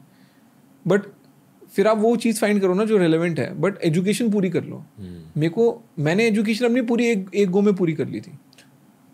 आई फील कि आपको एजुकेशन पूरी करने से एक आप ग्रिटी बन जाते हो। मतलब आप कोई मुश्किल चीज़ को भी कर पाते हो अगर आपने एजुकेशन कंप्लीट करी है तो, स्पेशली हमारे एजुकेशन सिस्टम में। नहीं, दूसरी चीज़ क्या है कि आपको एक कॉन्फिडेंस होना चाहिए ना कि यार हाँ मेरे को पता है यार, कर ली मैंने, अंडर ग्रेड भी कर ली, पोस्ट ग्रेड भी कर ली, इसके बाद जो सिखाएगी अब लाइफ सिखाएगी। आपको ये वाले कॉन्वर्सेशन में मज़ा आ रहा है सर? हाँ, बहुत मज़ा आ रहा है। ओके, क्यों? क्योंकि यार एक तो 1-on-1 कॉन्वर्सेशन हो रही है, ठीक है, और दूसरा मतलब फालतू की बात नहीं है, कोई जजमेंट नहीं है। मेरे को वो इम्पॉर्टेंट है कि एक दो बंदे आपस में कॉन्वर्स कर रहे हैं ना, तो कोई दूसरे पे जजमेंट ना पास कर रहा हो, दैट इज़ वेरी इंपॉर्टेंट। ये होता है आपकी लाइफ में? हाँ, मतलब लोग तो हमेशा जजमेंट पास कर रहे होते हैं ना एक दूसरे पे, they are trying to evaluate, जज, but best of conversations are when दो दोस्त बैठे हैं आपस में बात कर रहे हैं, दो इंजीनियर्स बैठे हैं। इंजीनियर्स भी नहीं है, मतलब मेरे को है कि कोई भी दो बंदे बैठे हैं आपस में जजमेंट नहीं है। Okay, non judgemental conversations are the best. आप थोड़े से गार्डेड थे बाहर जब मैं आपसे पहले। यार मैं हमेशा ही गार्डेड रहता हूँ। गार्डेड नहीं, मैं शांत रहता हूँ। ओके। एंड क्या होता है कि मेरे को कभी भी पॉडकास्ट या कहीं पब्लिक स्पीकिंग में जाना होता है ना, उससे 1 घंटा पहले तो मैं और शांत हो जाता हूँ। ये इंट्रोवर्ट से एक्सट्रोवर्ट का चेंज, या जो भी, आप एक्सट्रोवर्ट नहीं हो बट इंट्रोवर्ट से highly productive communication skill oriented professional, ये स्विच कैसे किया आपने लाइफ में? यार वो स्विच नहीं था एक्चुअली। जब आप ना बिजनेस बनाना शुरू करते हो ना, तो आपको एक चीज़ रियलाइज हो जाती है कि आप सब कुछ खुद नहीं कर सकते। Delegation is very important for scaling. तो अब आपको जब डेलीगेट करना, आपको टीम बनानी है, ठीक है, तो टीम बनाना सबसे मुश्किल काम है, बिकॉज आपको किसी को बोलना है यार तू अपनी लाइफ के इतने साल मेरे साथ लगा, तेरे को मैं मॉनेटरीली भी बेटर ऑफ करूँगा एंड तेरे को I will take you to a better place, जहाँ से अगर तेरे को अपना बिजनेस स्टार्ट करना है तो तेरे लिए बेटर होगा, या तेरे को फिर से किसी और की जॉब भी करनी है तो तू बहुत अच्छी जगह पे होगा। तो हायरिंग टीचेज यू, मतलब मेरे को जो इंट्रोवर्ट से एक्सट्रोवर्ट बनाया ना, वो हायरिंग के प्रोसेस ने बनाया। मेंटरिंग ऑल्सो प्रॉब्ली, आप बेसिकली मेंटर कर रहे हो जो आपने कहा। यार मेंटरिंग मेरे को नहीं लगता, मेंटरिंग मेरे को लगता है दूसरे बंदे को ज्ञान आपको देख के आनी चाहिए, ठीक है। मैं किसी को बिठा के ये नहीं बोल सकता यार देख तू ऐसे काम कर ले तो तू और बेटर प्रोडक्टिव हो जाएगा। Even with in my team मेरी कॉन्वर्सेशन हमेशा एक बंदे से होती थी यार कि तू मेरे को बता तेरी प्रॉब्लम क्या है, कहीं पे फट रही है, कहीं पे तेरे को लग रहा है तेरी कैपेबिलिटी नहीं है, राइट। मैं कभी ऐसे बैठ के किसी को ये नहीं बोलता था कि वो तू और कर सकता है, राइट, मेरे को तेरे में बहुत विश्वास है, राइट। वो मेरे को लगता है वो बंदे को आपको करते हुए देख के ही वो आ जाना चाहिए कि यार ये भी कर रहा है, ये भी मेरी उम्र का ही है, ये भी सेम इंस्टीट्यूट गया था तो मैं भी कर लूँगा, ठीक है। तो मैं हमेशा टीम की प्रॉब्लम सॉल्व करने पे सोचता था। दूसरा कॉन्फिडेंस देना बहुत ज़रूरी है टीम को कि भाई तू खेल, अगर नहीं चलेगा या कुछ फट जाएगा मैं खड़ा हूँ पीछे, ठीक है। आई थिंक कॉर्पोरेट में क्या होता है कि सब अपने आप को प्रोटेक्ट करके चल रहे होते हैं। CYA एक मेजर एक्टिविटी है कॉर्पोरेट में। क्या होता है CYA? Cover your S, right, कि कुछ भी करो भाई, खुद गिरोगे तो लगनी नहीं चाहिए। तो कॉर्पोरेट्स ना रिस्क अवर्स होते हैं because of that. Team mentality शायद कम होती है। सीनियर आपके लिए खड़ा ही नहीं है ना। ओके। आपको आप किसी सीनियर की टीम में आपने गलती करी, सीनियर सबसे पहले हाथ झाड़ेगा, ठीक है। Startup can not run that way, right, founder has to be standing for you, because आपको भी पता आप भी गलतियां कर रहे हो इतनी, तभी आगे बढ़ रहे हो। तो आप ऐसे कैसे एक्सपेक्ट कर रहे हो कि जो मेरे साथ या मेरे नीचे काम कर रहा है वो गलती नहीं करेगा। सो मेरा हमेशा से ये रहा था कि यार तुम गलतियां करो, मैं खड़ा हूँ, वो वहीं से ग्रोथ आएगी। हाँ, बट मैं इतना टाइम स्पेंड नहीं कर पाया लोगों के साथ अपने ऑफिस में भी कि मैं उनको 1-on-1 मेंटर करूँ। आप वो इंट्रोवर्ट टू एक्सट्रोवर्ट के बारे में बता रहे थे। हाँ, तो इंट्रोवर्ट वही बोल रहा हूँ कि हायरिंग एक है। फिर दूसरा होता क्या है कि एज अ फाउंडर आपको अपने बिजनेस का ब्रांड भी कैरी करना होता है। तो वो आपको बिजनेस ही सिखा देता है, राइट, कि आप ओवर टाइम आप इतने लोगों से मिलते हो, राइट, एंड आप इतनी वेरीड चीज़ें आप एक्सपोज होते हो कि वो धीरे धीरे ना आपकी मसल बिल्ड होने लगती है। एंड इन माई केस तो वो सिंपल था यार कि जब टीवी पे चले गए एंड आपने एक बारी वो टेस्ट कर लिया एंड आपको समझ आ गया कि नहीं ठीक है, मैंने I didn't make a fool of myself, तो फिर आपको कॉन्फिडेंस आ जाता है कि ठीक है, मैं अगर पब्लिक स्पीकिंग भी करूँगा या मैं थोड़ा खुल भी जाऊँगा तो इट्स नॉट दैट कि मैं अपना कुछ नुकसान कर लूँगा। जब आपको इनिशियल क्रिटिसिज्म मिला शार्क टैंक पे, how did you take it? यार इनिशियली बहुत टफ था यार, मतलब बिकॉज सी आप यूज्ड ही नहीं हो ट्रोलिंग के। आज तक आपके इंस्टाग्राम पे मतलब फैमिली वालों ने हार्ट बना के डाला है बस कभी, ठीक है, कि आप कहीं घूमने गए, आपने फोटो डाली, आप लोग बोल रहे हैं। अब मैं फोटो डाल भी नहीं रहा, कोई और फोटो डाल रहा है, ठीक है, और उस पे जिसको मैं जानता नहीं वो मेरे को गाली दे रहा है। ऐसे कैसे बोल दिया? मैं रिप्लाई कर देता था यार ट्रोल्स का। क्यों? अरे पता ही नहीं था हाउ टू हैंडल इट। तुमको लग रहा है कि जैसे कोई नॉर्मल तुमसे सवाल पूछता है, मेरे पास लॉजिक है, मैं तेरे को लॉजिक दूंगा, एंड देन यू रियलाइज कि मैं तो लॉजिक ढूंढ ही नहीं रहा, वो तो अपने 2 seconds ऑफ फेम ढूंढ रहा है, ठीक है, और वो आपने उसको दे दिए by replying to his illogical thing, right, and then you realise it कि यार ये it's a never ending thing, कोई लॉजिक सुनने में थोड़ा बैठा है यहाँ पे। ओके, अश्नीर ग्रोवर के बारे में क्या नहीं पता है लोगों को? नहीं यार, सब कुछ पता है यार, अब तो मतलब मैं किताब तक लिख दी यार, अब तो क्या रह गया है। बहुत कुछ रह गया। I feel कि आपकी जर्नी बहुत लंबी रही है, बहुत कुछ रह गया, and I feel there's a lot to come. This is not the end of the podcast. थोड़ी end of the podcast वाली vibe वाली sentence है, but it's not the end. No, मेरे बारे में क्या नहीं पता कि मैं बहुत गॉसिप करता हूँ। बहुत, मतलब लाइक मेरे को लगता है Gemini are inborn गॉसिपर, right. Karan Johar को देख लो, किसी को देख लो, लाइक जेमिनाइज आर अल्टीमेट गॉसिपर्स। किन चीज़ों के बारे में गॉसिप करते? अरे मतलब कुछ भी, मतलब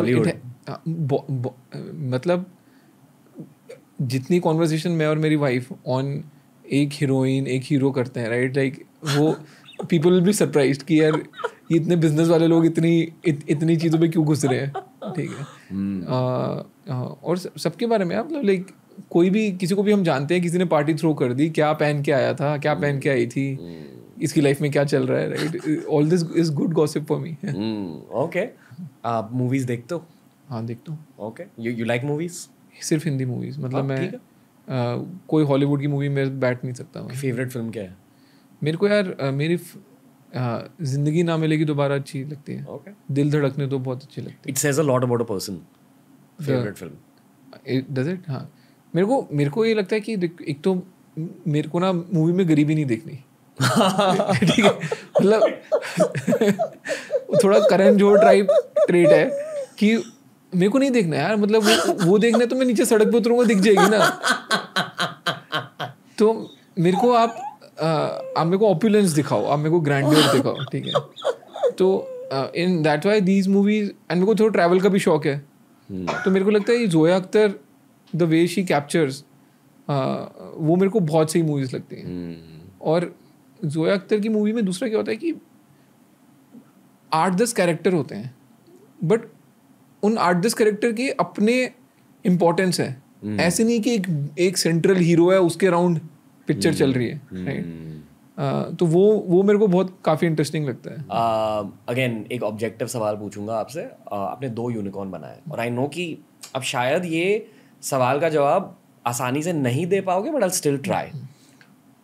अगर आपको एक यूनिकॉर्न बनाना है, and this shouldn't be the target obviously, पर अगर आपको एक $1 बिलियन वैल्यूएशन वाली कंपनी बनानी है, what are some starting steps, या वो फॉर्मूला क्या होता है? ये मैं इसलिए पूछ रहा हूँ ताकि जो एस्पायरिंग एंटरप्रेन्योर्स है जो ये वाला पॉडकास्ट देख रहे हैं, उन्हें कुछ एटलीस्ट स्टार्टिंग स्टेप्स मिल जाए. यार देख, मेरे लिए तो हमेशा से स्टार्टिंग स्टेप ये है कि प्रॉब्लम के सॉल्व कर रहे हो, दुनिया में क्या बदल रहा हूँ. हाँ, मतलब मैं हमेशा मेरे को हमेशा ये लगता है कि मैं एंड यूज़र हूँ. ऐसी क्या चीज़ है मार्केट में, चाहे वो मैं उतार पाऊँ या ना उतार पाऊँ, बट ऐसी क्या चीज़ है जो मार्केट में आनी चाहिए, जिसकी डिमांड है. एंड उसके लिए आपको बहुत ऑनेस्ट होना पड़ता है कि यार लोग क्या सोचते हैं कि मैं बना रहा हूँ तो बहुत अच्छा होगा, मेरे दिमाग में आया तो उसकी वैल्यू वही है कि मेरे दिमाग में आया तो आइडिया अच्छा ही है. बट आप ये देखो ना कि उसके लिए कोई पैसा देना चाहेगा, उसको आप एज खुद यूज़र यूज़ करना चाहोगे. अगर आप खुद का प्रोडक्ट नहीं यूज़ कर रहे हो तो दूसरा तो कभी नहीं यूज़ करने वाला है. एंड दूसरा मेरे को लगता है यार लोग ना बहुत ही नीश में चले जाते हैं. नीश में एटलीस्ट बहुत ही बड़ा यूनिकॉर्न वाला बिजनेस बनाना बहुत मुश्किल है. आप शायद धंधा चला लोगे, पर मतलब आप बोल रहे हो कि मैं इस मेडिकल इंडस्ट्री में ये प्रॉब्लम है, मैं इसको सॉल्व कर रहा हूँ. ठीक है, बट आप जो जितने भी यूनिकॉर्न वाले बिजनेस देखोगे ना, वो किसी इंडस्ट्री स्पेसिफिक नहीं होते, वो कंज्यूमर की एट लार्ज एक प्रॉब्लम सॉल्व कर रहे होते हैं.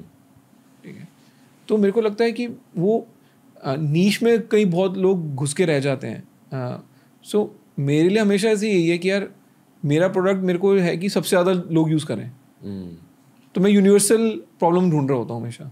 जिन लोगों को टैम शब्द पता नहीं, आप टैम समझा सकते हो. अब इनडायरेक्टली टैम की बात कर रहा हूँ, डायरेक्टली टैम की बात कर रहा हूँ. टैम की बात कर रहा हूँ, हाँ, कि मतलब यार सपोज कर कि तू ही सबसे बड़ा प्लेयर है और तूने पूरी मार्केट कैप्चर कर ली, तब भी कितना बड़ा धंधा बनेगा.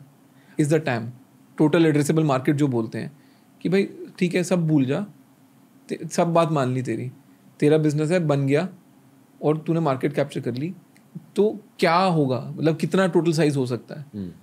4 साल के बच्चे को समझाओ यार. 4 साल के बच्चे को क्या समझाऊँ कि आप दुकान में गए हो तो टोटल दुकान में कितनी टॉफ़ियाँ हैं. अगर आपका पापा बोलें कि बेटा सारी खरीद सकते हो आप तो कौन सी दुकान में जाना चाहोगे आप, जिसमें कम टॉफ़ियाँ हैं, जिसमें बहुत सारी टॉफ़ियाँ हैं. मतलब अगर आपको खिलौना लेना है तो आप नुक्कड़ की दुकान में जाना चाहोगे, अगर आपको एक लाइसेंस मिले कौन सारे खिलौने ले लो, या आप फैमिलीज में जाना चाहोगे. और नुक्कड़ की दुकान आयो नीश बिजनेसेस, नुक्कड़ की दुकान बिग टाइम वाले. एग्जैक्टली, जहाँ पे ज्यादा माल है, that is the bigger market ना. जहाँ आपके सक्सेस के चांसेस ज्यादा है बेसिकली. अगर आपने प्रॉब्लम एज्यूमिंग आप सक्सेसफुल हो गए तो बहुत कुछ है. ओके. टैम के बारे में पता कैसे चलता है? ये मैं कॉलेज स्टूडेंट्स को एड्रेस कर रहा हूँ. यार वो तो सिंपल, आप गेस्टिमेट बना लो ना यार. अब आप मेरे को बोल रहे हो कि फूड की इंडस्ट्री का क्या टाइम है. यार 140 करोड़ लोग हैं. आप देख लो कि टॉप 30 शहर में कितने लोग रहते हैं. वो 3 मील खाएंगे दिन की. ऑन एन एवरेज एक बंदा हफ्ते में कितनी मील बाहर से ऑर्डर करता है, एक एवरेज मील का ऑर्डर साइज क्या होता है. आप वो मल्टीप्लाई करके आप नंबर निकाल सकते हो कि हाँ बड़ी मार्केट है. कि अगर जोमेटो का बिजनेस है या स्विगी का बिजनेस करना है तो बहुत बड़ी मार्केट है, तो हमेशा मैथ्स ही होती है यार। एंड कोई आपको कोई सिंपल गूगल कर लो यार, आजकल तो गूगल पे पता लग जाता है, इतने तो इंडस्ट्री रिपोर्ट छापी होती है लोगों ने, बट उस पर भी डिपेंड नहीं करना तो कोई फर्क नहीं पड़ रहा। आपको टाइम निकालना मल्टीप्लिकेशन है, थर्ड क्लास में सिखा देते हैं मल्टीप्लिकेशन, उतनी चाहिए होती है। ओके, आप यूनिकॉर्न्स के बारे में बता रहे थे, it's not the only factor, तो और क्या फैक्टर्स होते हैं? नहीं यार, मतलब एक तो ये है, दूसरा आपको जिद होनी चाहिए यार। मेरे को लगता है कि कुछ भी बहुत ही तोड़ू फोड़ू बड़ा बनाना है तो आपको वो दिखना चाहिए जो एट लार्ज लोगों को नहीं दिख रहा है, एंड उसमें ना काउंटर इंट्यूटिव होना पड़ता है आपको, और जिद होनी चाहिए। आप रन ऑफ द मिल ऐसे, मैंने को आज तक कोई फाउंडर नहीं मिला जो बोले कि अरे मैं तो ऐसी मस्ती में बना रहा था और यूनिकॉर्न बन गई। राइट, कहीं ना कहीं बंदे ने कुछ ठानी थी, कुछ उसका दिमाग सनक गया था और उसको 100 लोग बोल रहे थे कि तू मरेगा, एंड बंदे ने बोला नहीं मेरे को पता है मैं क्या कर रहा हूँ, एंड वो जिद बहुत ज़रूरी है। टीम ऑफ कोर्स यार, मैं इनफैक्ट किताब में मेरा एक पूरा चैप्टर है कि सबसे बड़ा चैलेंज ही वो होता है कि आप जब हाई कैलिबर वाले बंदे होते हो और हाईली मोटिवेटेड होते हो, आपको लगता है हर काम मैं करूँगा। मेरे को अभी भी लगता है कि मैं अपने ड्राइवर से बेटर गाड़ी चलाता हूँ, ठीक है, बट अगर मैं ड्राइवर नहीं रख रहा तो मैं वो जो 1 घंटे का टाइम है मैं वो गाड़ी चलाने में वेस्ट कर रहा हूँ, जो कि मैं उससे बहुत ज़्यादा प्रोडक्टिव चीज़ कर सकता था। तो आपको ना हर चीज़ कंपनी में आपको ये फील आनी चाहिए कि मैं जिसको एम्प्लॉय कर रहा हूँ उससे बेटर कर सकता हूँ। That gives you control, but at the same time आपको रियलाइजेशन होनी चाहिए कि वो करनी नहीं है। कर सकता हूँ और कर रहा हूँ में बहुत फ़र्क है। कर सकता हूँ will give you control, but अगर आप कर रहे हो you are not scaling up. और ये सिर्फ फाउंडर्स के लिए एक लेसन नहीं है, कोर टीम मेंबर्स के लिए भी लेसन होता है। लोगों से काम निकालना इज द बिगेस्ट थिंग यार, और एक बहुत मुश्किल लाइफ स्किल है ये, टू लर्न मुश्किल लाइफ स्किल है ना, बिकॉज आपका एजुकेशन सिस्टम आपको सिखाता ही नहीं है। Let's talk about delegation. आपने कैसे सीखा कि करेक्ट डेलीगेशन कैसे होती है? क्योंकि ये एक्चुअली मैंने देखा कि इंडिया में बहुत बड़ा, शायद सबसे बड़ा बिजनेस प्रॉब्लम, क्योंकि हम सब बहुत ज़्यादा पैशनेट है एज इंडियन और कंट्रोल फ्रीक्स बन जाते हैं उस पैशन की वजह से। तो डेलीगेशन अगर आपको अगर आप समझा सकते हो तो प्लीज़ समझा दो। डेलीगेशन कैसे सीखते हैं? क्या डेलीगेशन होता क्या, वो भी समझे। डेलीगेशन मतलब आप कौन सा काम किसको सौंप रहे हो, कि मेरी कंपनी में ये काम मैं करूँगा, ये मेरा को फाउंडर करेगा, इसके लिए हम एक्सटर्नली पीपल हायर करेंगे, ठीक है। तो मेरे को ऐसी सबसे इंपॉर्टेंट चीज़ ये है कि जब आप अपने को फाउंडर को चूज़ कर रहे हो ना, तो कॉम्प्लीमेंट्री स्किल्स चाहिए। अगर मैं बिजनेस धंधे वाला बंदा हूँ, मैं फाइनेंस वाला बंदा हूँ, तो मेरा को फाउंडर भी सेम स्किल लेके आ रहा है, तो हमेशा डेलीगेशन में प्रॉब्लम होएगी, बिकॉज आपकी स्किल्स ही सेम है दोनों की, तो आपको दोनों को सेम काम करना है। कॉम्प्लीमेंट्री स्किल होनी बहुत ज़रूरी है, ठीक है। दूसरा, आपको ये समझना पड़ेगा कि कौन सी चीज़ आपको अपने प्लेट से अब हटा के किसी को देनी है, बिकॉज बिजनेस में शुरू में क्या है, आपको सब कुछ खुद करना पड़ेगा। हमने पोछे भी मारे हैं ऑफिस में। एक टाइम पे लगता था कि ठीक है, नहीं आया लड़का, मैं वेट तो नहीं कर रहा, मेरे को सफाई चाहिए, मैं पोछा मार रहा हूँ, ठीक है, बट आप हर रोज़ पोछा मारने पे नहीं आ सकते। ठीक है, आपको है कि ठीक है यार, ऑफिस मैनेजमेंट ना बहुत बड़ी प्रॉब्लम हो रही है and it's eating into my head space, manager hire करो, राइट। मेरे को शहर एक्सपैंड करने हैं, पहले 2-3 शहर में तो मैंने अपने को फाउंडर को भेज दिया है, मैं चला गया कि हम शहर एक्सपैंड करेंगे, बट देन यू रियलाइज कि यार 30 शहर हैं, हम तो 2 ही बंदे हैं या 3 बंदे हैं, तो हम कैसे करेंगे? So you start hiring city heads. तो खुद की फट जानी चाहिए किसी स्टेज पे कि यार मैनेज ही नहीं हो रहा। जब वो आ जाए ना कि मैनेज नहीं हो रहा, then you have to be objective कि क्या प्रॉब्लम हो रही है, मेरा टाइम कहाँ जा रहा है। तो आपको अपने आप को फ्री अप करना है। आपको ऑब्जेक्टिव ये होना चाहिए कि यार मेरे को बड़ी गेम खेलनी है at every 3 month, 6 month, 1 year. पता है, एज अ पॉडकास्टर मुझे हमेशा ये नोटिस करना होता है while I am doing the podcast कि बोरिंग सेक्शंस कौन से है, एंटरटेनिंग सेक्शंस कौन से।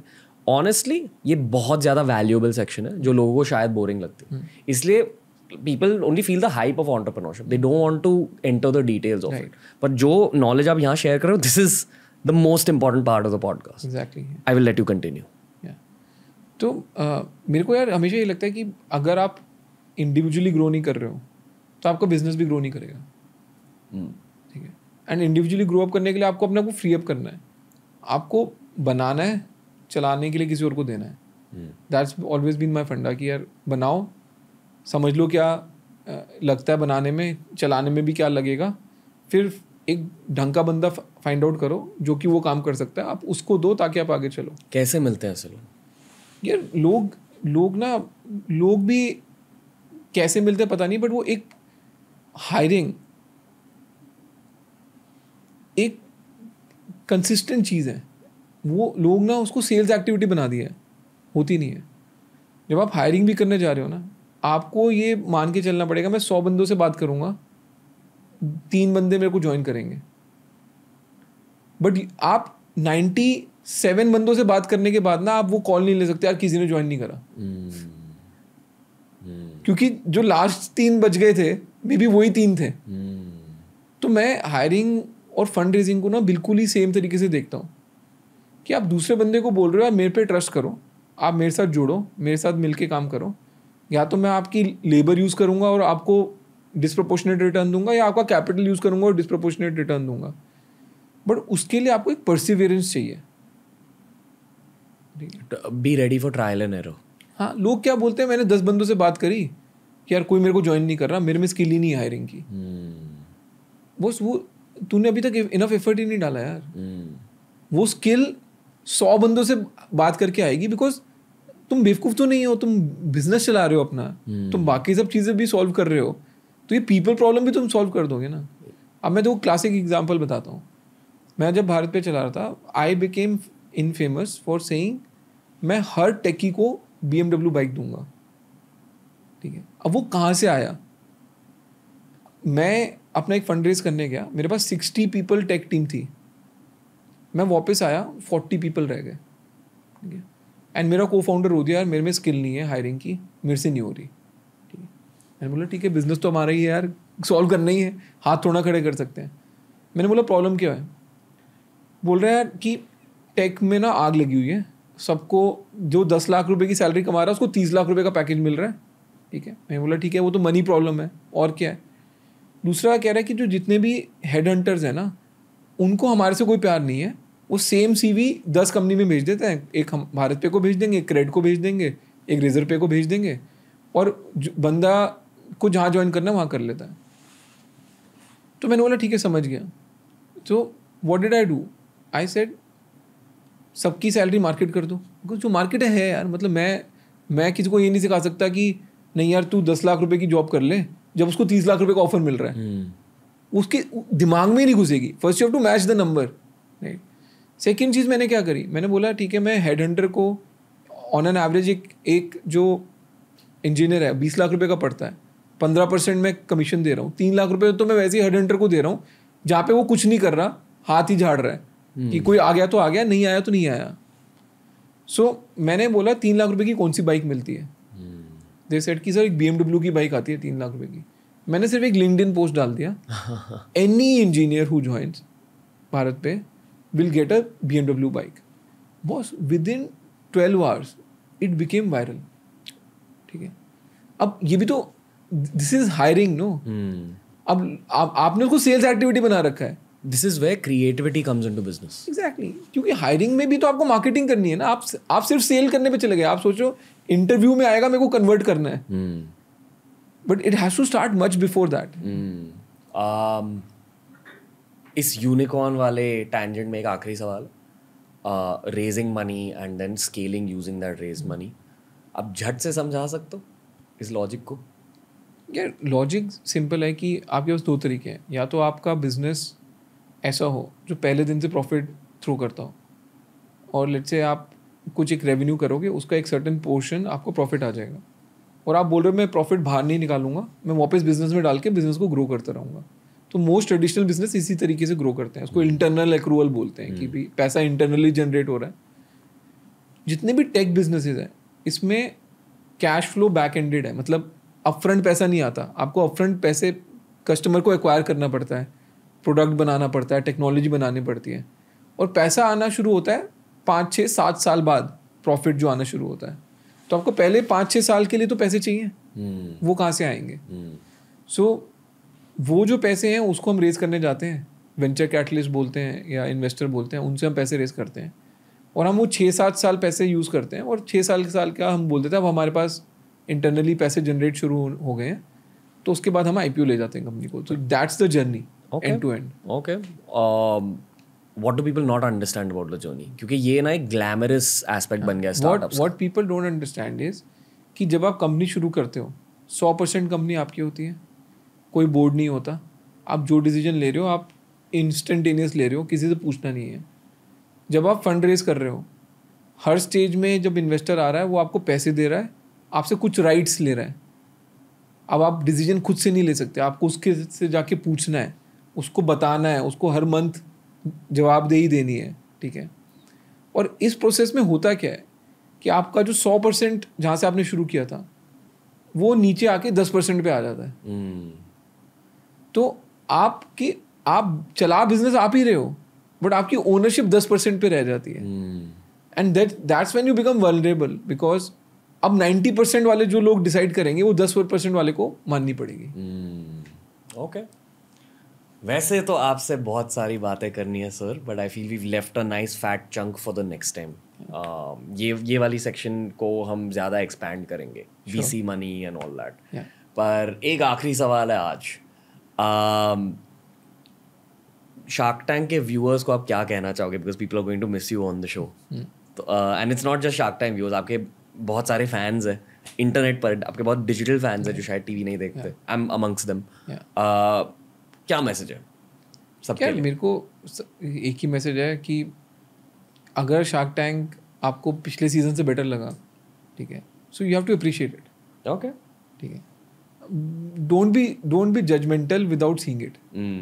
यहाँ भी ऑब्जेक्टिविटी है। मतलब सी, अगर मैं यही बोलता कि हमने भी जब शार्क टैंक शुरू करा हमने किसी और प्रोग्राम को रिप्लेस करा था, अगर उसके फैंस भी बोलते नहीं वो अच्छा प्रोग्राम था हम नहीं देखने वाले, तो हम भी नहीं आज यहाँ नहीं बैठे होते। तो ऑब्जेक्टिविटी बहुत ज़रूरी है, डोंट प्री जज थिंग्स। आप देखोगे? मैं नहीं देखूंगा because you got businesses to build. हाँ, मैं ये नहीं इसलिए नहीं देखूंगा क्योंकि मेरे को कोई ग्रज है उसके अगेंस्ट, राइट। मतलब मेरे को अभी भी लगता है बहुत सही फॉर्मेट है। इट्स जस्ट कि I am busy into other things यार। अशनीर ग्रोवर सर, बहुत अच्छा लगा आपसे बात करके। 10 कॉन्वर्सेशंस बची हैं आपके साथ। आगे जाके as you keep building whatever you are building, as you keep building your political career, तब आपसे बात करेंगे। आई होप कि यू हैड फन। और कैसा रहा आपका एक्सपीरियंस? नहीं यार, बहुत मजा आया। ओके, एक्सपेक्टेड नहीं, कुछ एक्सपेक्ट करके नहीं आता मैं। बस थैंक यू कहना चाहूँगा। सीखा बहुत आपसे आज, एंड हर पॉडकास्ट से मैं कुछ ना कुछ गेन करता हूँ। आपसे मैंने ऑब्जेक्टिविटी गेन करी है, राइट। कि आप बहुत ऑनेस्टली चीज़ों को ऑब्जर्व करते हो और उनके बारे में फिर ओपिनियंस फॉर्म करते हो। So thank you sir, and you are a very relaxed guy. वो आपकी 2 पर्सनैलिटीज है, एक वो टाइगर वाली बिजनेस पर्सनैलिटी है, दूसरी पर्सनैलिटी एकदम रिलैक्स जेमिनी ट्रेट है ना। हाँ, वो नोटिस हुआ है। So looking forward to having you again. Thanks यार, थैंक यू। तो दोस्तों, ये था आज का एपिसोड। आई एम श्योर कि आपको अच्छा लगा होगा। देखो, टेलीविज़न और डिजिटल के बीच यही फ़र्क है कि डिजिटल मीडियम्स में, स्पेशली पॉडकास्ट में, आपको लोगों की पूरी असलियत पता चल जाती है। अशनीर सर के साथ जिस तरह से मैंने खुल के बातें करी ना, आपको ऐसा कंटेंट सिर्फ पॉडकास्ट पे मिल सकता है। तो अगर आपने ज़्यादा पॉडकास्ट एपिसोड कंज्यूम नहीं किए हैं, प्लीज़ जाके देखिए कि किन किन लोगों के साथ हमने एपिसोड रिकॉर्ड किए हैं। और अगर आपको खुद की लाइफ में सक्सेस चाहिए, अपने दिमाग की कैपेसिटी ज़्यादा बढ़ानी है, अपनी खुद की प्रोडक्टिविटी बढ़ानी है, लेवल सुपर माइंड हमारी मेडिटेशन, योगा, फिटनेस और हैबिट फॉर्मेशन ऐप को डाउनलोड कीजिए, चेकआउट कीजिए। 1 हफ्ते का फ्री ट्रायल मिल जाएगा। जान डाल दिया ये ऐप बनाने में। It's a bootstrapped product. एक भारतीय प्रोडक्ट को सपोर्ट कीजिए। अशनीर सर लौट कर आएंगे TRS हिंदी पर। अगर ये एपिसोड अच्छा लगा, लाइक कीजिए, शेयर कीजिए और सब्सक्राइब कीजिए रणवीर अलबादिया को। TRS हिंदी जल्द ही लौट के आएगा दोस्तों। Lots of love.